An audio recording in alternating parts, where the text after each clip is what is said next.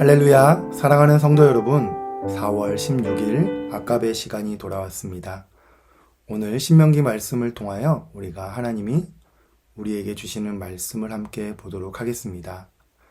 오늘 본문은 모세의 세 번째 고별 설교 중 율법의 불순종에 따른 저주에 관한 말씀입니다. 이 저주에 관한 말씀은 28장 15절, 지난 주일 큐티 본문부터 3일 동안 이어지고 있는데요.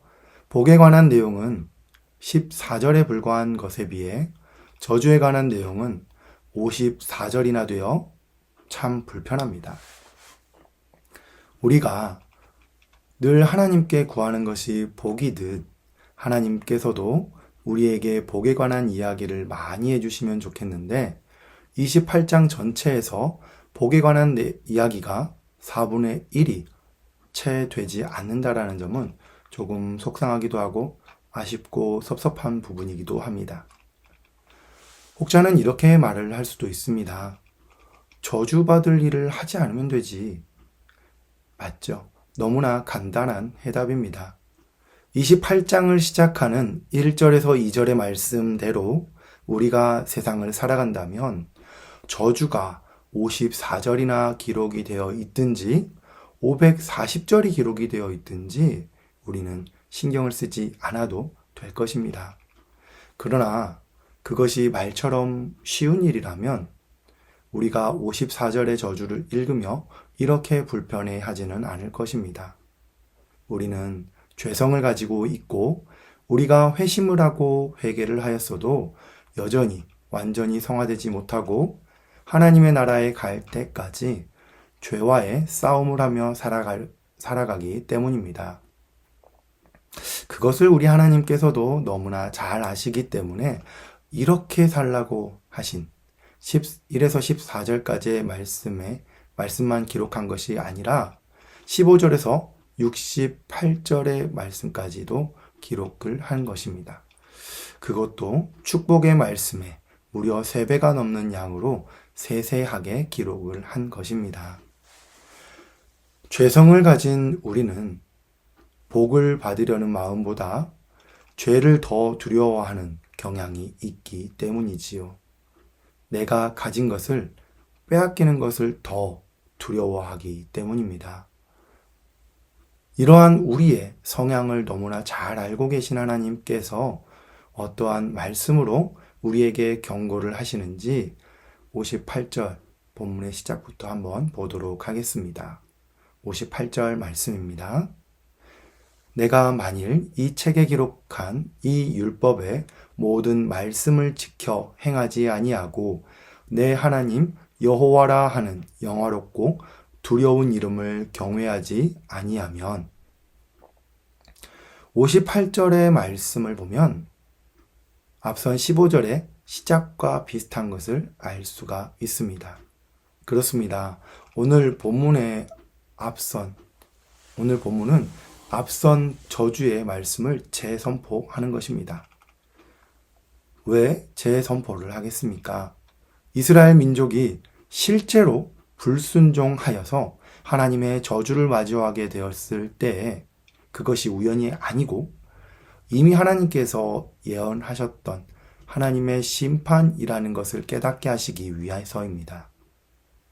성경에서 반복은 강조와 반드시 하시겠다라는 의지를 말합니다. 즉, 이스라엘이 불순종하게 되면 반드시 이렇게 하겠다라고 약속하시는 것, 말씀하시는 것입니다. 또 이것은 이스라엘 민족이 기억하게 하시는 것입니다. 뭐든 반복하여 들으면 우리가 잘 기억나지 않습니까? 하나님은 행여나 이스라엘 민족이 율법을 떠나 하나님의 저주를 받을까 하여 재차 선포하여 기억하게 하시려는 것입니다. 어떤 사람은 이런 말을 합니다. 신은 왜 인간을 힘들게 하는가? 왜 고난을 주는가? 교회를 다니시는 분들도 가끔 너무나 마음이 힘들고 어려운 나머지 이렇게 말씀하실 때가 있지요. 왜 하나님을 믿는 사람들에게 고난을 주시는가? 그에 대한 대답을 히브리서 12장 5절에서 8절 말씀에 이렇게 기록하고 있습니다. 또 아들들에게 권하는 것 같이 너희에게 권면하신 말씀도 잊었도다. 일러스되 내 아들아 주의 징계하심을 경히 여기지 말며 그에게 꾸지람을 받을 때에 낙심하지 말라. 주께서 그 사랑하시는 자를 징계하시고 그가 받아들이시는 아들마다 채찍질 하심이라 하였으니 너희가 참음은 징계를 받기 위함이라. 하나님이 아들과 같이 너희를 대우하시나니 어찌 아버지가 징계하지 않는 아들이 있으리요. 징계는 다 받는 것이거늘 너희에게 없으면 사생자요 친아들이 아니니라. 아멘. 그렇습니다. 하나님이 우리에게 꾸지람을 또 징계를 주시는 것은 하나님이 우리를 아들과 같이 대하시기 때문입니다. 여러분, 우리의 자녀가 잘못을 하면 처음에는 말로 타이를 수도 있겠지만 계속해서 고쳐지지 않거나 엇나감이 심해지면 혼을 내거나 벌을 주지 않습니까? 너무나 당연한 일입니다. 그런데 만약 생판 모르는 남인 다른 아이가 버릇이 없거나 잘못을 하면 어떻게 합니까? 나에게 피해를 끼치지만 않는다면 대부분 무관심합니다. 아무런 조치를 취하지 않습니다. 뭐하러 그 아이의 부모와의 갈등을 감수하면서까지 우리가 그 아이의 잘못을 고쳐주어야 할까요? 우리에게는 그 아이에 대한 그만한 사랑이 없습니다. 관계도 없습니다. 그런 것이죠. 하나님은 이스라엘 민족을 너무나 사랑하시기에 이들이 하나님을 떠나 죄의 길로 빠지는 것을 볼 수가 없으셨던 것입니다. 하나님을 떠나 죄의 길로 들어서는 것을 보실 수가 없었던 것입니다. 그래서 하나님께서는 1절에서 14절까지 복에 관한 이야기에서는 조금은 두루뭉술하게 말씀하셨지만 15절부터 시작된 저주에 관하여는 조금 읽기가 거북할 정도로 자세히 기록하셨습니다. 그리고 오늘 본문에서는 다시금 선포하시는 것입니다. 마지막 절에서는 그들이 하나님께 간절히 부르짖어 탈출한 그 생각하기도 싫은 애굽 땅으로 다시 끌고 가시겠다고, 애굽에서 구원하신 하나님께서 다시 애굽으로 끌고 가시겠다고 협박 같은 말까지 하고 계시는 것입니다. 계속 들으며 거북하여라, 불쾌하여라, 두려워하여라, 끔찍하게 여겨라, 그리고 잊지 말아라. 절대 잊지 않도록 충격요법에 가까운 기록을 하신 것입니다. 그리고 혹시 이 본문의 결과를 맞이하게 되었을 때 떠올릴 수 있게 하신 것이지요.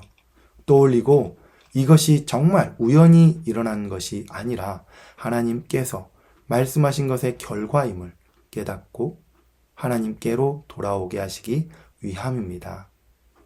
이스라엘 민족을 하나님께서 사랑하시기 때문이죠. 그들이 하나님 안에서 복을 누리기를 원하시기 때문입니다. 이 말씀은 우리에게도 시사하는 바가 큽니다. 이스라엘은 하나님의 언약 백성입니다. 아브라함에게 약속하신 대로 하나님은 이스라엘 민족을 가나안 땅에 심으셨습니다. 그런데 하나님의 말씀대로 살지 않으면 하나님이 심으신 그 가나안 땅에서 하나님이 직접 뽑으시겠다고 말씀하시는 것입니다. 그 이스라엘은요, 나중에 실제로 하나님의 말씀을 어기고 살아가다가 오늘 본문의 저주를 받게 됩니다. 가나안 땅에서 뽑혀가지고 흩어지게 됩니다. 우리도 구원받은 하나님의 백성으로서 마땅히 하나님의 말씀에 순종하는 삶을 살아야 한다고 말로는 너무나 쉽게 하고 있지만 실제 삶에서는 말씀과는 다른 불순종의 삶을 살고 있지는 않습니까? 우리는 가나안 땅을 약속의 기업으로 바꿔서도 불순종함으로 그 땅에서 쫓겨난 이스라엘의 전철을 되밟아서는 안 되겠습니다. 오늘 본문의 말씀과 같이 이 말씀이 이루어진 이스라엘 역사의 교훈을 통해 우리가 비록 구원받은 약속의 자녀라 할지라도 두렵고 떨림으로 끝까지 하나님의 말씀에 더욱 순종하는 삶을 살아가야 합니다. 우리가 끝까지 말씀을 순종하는 삶을 살아가는 서울 반석교회 교인이 될 수 있기를 바랍니다. 기도하겠습니다.